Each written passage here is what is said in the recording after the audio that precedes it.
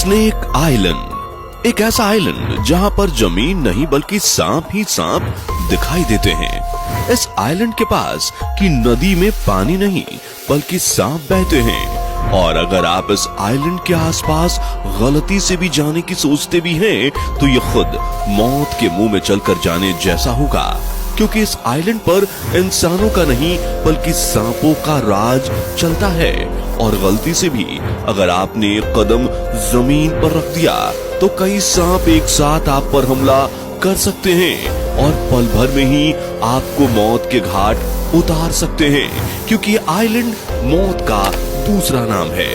तो आखिर कहां है ये आइलैंड और क्यों इसे स्नेक आइलैंड कहा जाता है? आखिर कहां से आए इस आइलैंड पर इतने ज्यादा सांप, और क्या यहाँ पर इंसानों का जाना मुमकिन है?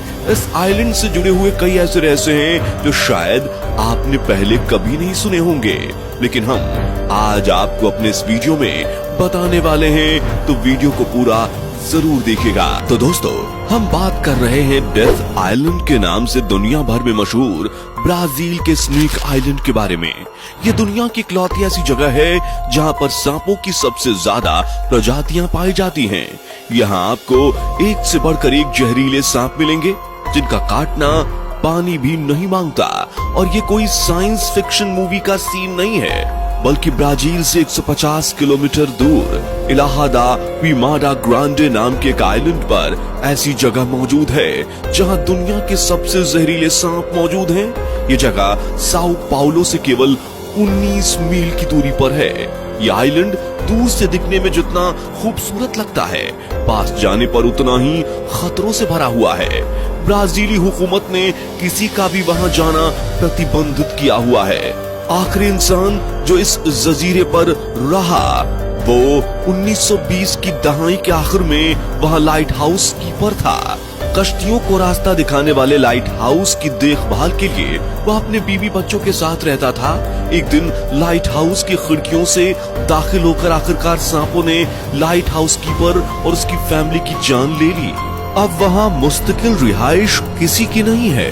दोस्तों, अब सवाल यहाँ पैदा होता है कि सांप इतनी बड़ी तादाद में वहाँ कैसे आए? यकीनन ये तैर कर तो नहीं आए होंगे। एक मुकामी दास्तान के मुताबिक इस आइलैंड पर समुद्री डाकू ने खजाना दफन कर रखा है, जिसकी हिफाजत के लिए उन्होंने यहाँ सांप छोड़ दिए।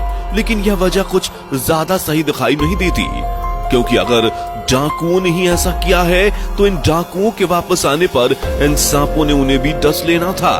इसलिए डाकू कभी उन्हें छोड़कर नहीं जाते। एक दूसरी वजह जो कि समुद्री डाकू की कहानी से कम दिलचस्प है लेकिन हकीकत वही मालूम होती है, वो ये कि इतनी ज्यादा तादाद में सांपों की मौजूदगी समंदर की कम होती हुई सतह का नतीजा है। ऐसा बताया जाता है कि पिछले हिम युग के बाद जब समुद्र में पानी का स्तर हद से ज्यादा बढ़ गया तो यह आइलैंड ब्राजील से अलग हो गया था और जमीन का यह टुकड़ा कई हजारों सालों तक पानी में ही तैरता रहा।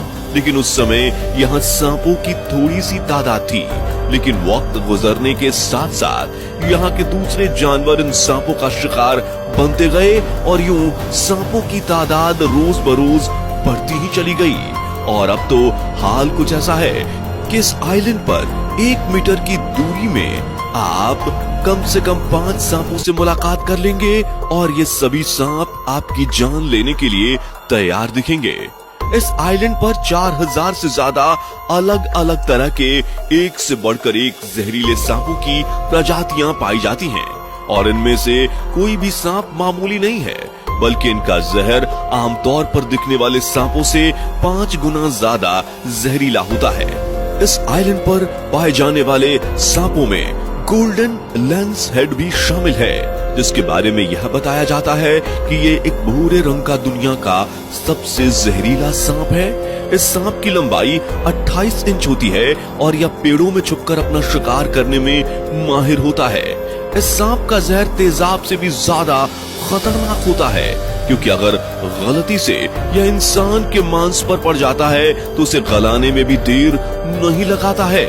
इसके अलावा सांपों की और खतरनाक प्रजातियों में आने वाला बोट्रोप इंसुलेरिस स्नेक भी पूरी दुनिया में केवल आपको इसी आइलैंड पर दिखाई देगा। ये सांप 20 इंच तक बढ़ सकता है और ये सांप इतना ज्यादा जहरीला और खतरनाक होता है कि इसके बारे में कहावत है कि अगर यह गलती से भी किसी इंसान को काट लेता है तो उसे चंद ही सेकंड्स में ब्रेन हैमरेज, इंटरनल ब्लीडिंग और किडनी फेलियर हो जाता है और कुछ ही सेकंड्स में वो मौत के मुंह में चला जाता है। और ताज्जुब की बात यह है कि सांप के जहर का कोई तोड़ भी नहीं होता। इसके अलावा इस आइलैंड के सांपों की खास बात यह भी है कि यह न केवल जमीन पर रेंगते हैं बल्कि उड़ते भी हैं और उड़कर अपना शिकार करने में माहिर होते हैं। इसलिए ब्राजील की नौसेना ने किसी को भी इस आइलैंड पर जाने की परमिशन नहीं दी है।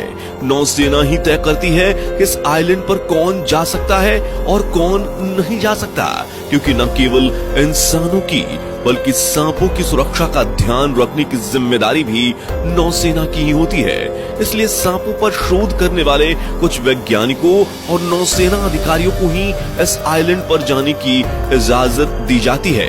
लेकिन अब सोचने वाली बात यह है कि जब इस आइलैंड पर किसी का आना जाना मुमकिन नहीं है तो आखिर यह सांप अपना पेट कैसे भरते होंगे और खुद क्या खाते पीते होंगे? तो चलिए इसका जवाब भी आपको बता ही देते हैं। तो दोस्तों, इस आइलैंड पर रहने वाले सांप अपना पेट भरने के लिए प्रवासी पक्षियों के ऊपर निर्भर रहते हैं। ऐसे तो यह आइलैंड इतना खतरनाक है कि यहाँ पर पक्षी भी आने से डरते हैं, लेकिन आसमान में उड़ते समय आराम फरमाने के लिए या अंडे देने के लिए अगर कोई पक्षी गलती से भी यहाँ रुक गया तो उसे इन सांपों का निवाला बनने में देर नहीं लगती और यह सांप उन पक्षियों को और उनके दिए अंडों को तुरंत हजम कर जाते हैं और अपना पेट भर लेते हैं।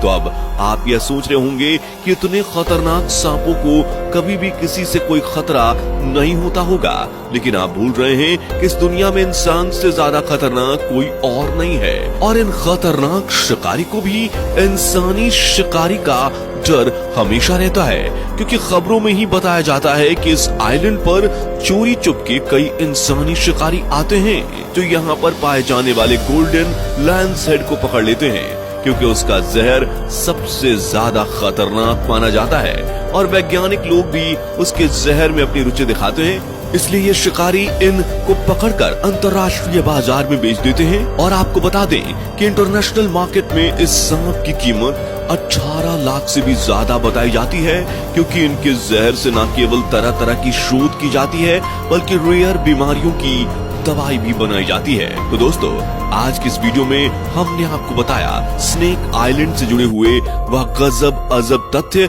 जो शायद ही आपने आज से पहले कभी सुने होंगे और इन्हें सुनने के बाद आपके रोंगटे जरूर खड़े हो गए होंगे।